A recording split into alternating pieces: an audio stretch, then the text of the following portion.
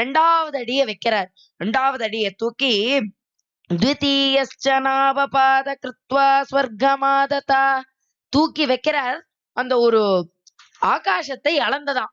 பிரம்மாண்டம் வரைக்கும் போச்சான் காலு. பிரம்மாண்டத்தின் எல்லைக்கு போய் அந்த ஓடுமை அது ஒரு அண்டத்தின் வடிவில் இருக்கக்கூடியதால்தான் பிரம்மா படைத்த அண்டம் பிரம்மாண்டம். அதோடைய ஒரு ஓட்டை அது கிழித்ததான் அவருடைய கட்டவிரல். அது பிரம்மா கிட்ட போச்சான். அது இங்க ஒரு பெரிய ஒரு விஷயம். கங்கோத்பத்தி, அந்த ஒரு கங்கையின் உற்பத்தி. பிரம்மா தன்னுடைய கமண்டலத்தில் வைத்திருந்த கங்கையை அந்த நாராயணனுடைய பாதத்தில் அபிஷேகம் செய்தாராம்.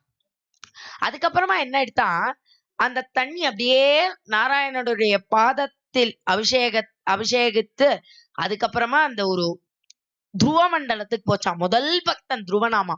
அதனால துருவன் என்கிற பக்தனுக்காக துருவ மண்டலம் போச்சான். கங்கை அந்த ஒரு ஆராதனத்தின் பிறகு சப்தரிஷி மண்டலத்துக்கு வந்துதான். சப்தரிஷிகள் ஆராதித்த பிறகு நேரா சிவனுடைய ஜடாமுடிக்கு வந்துதான். விரித்த ஜடாமுடி.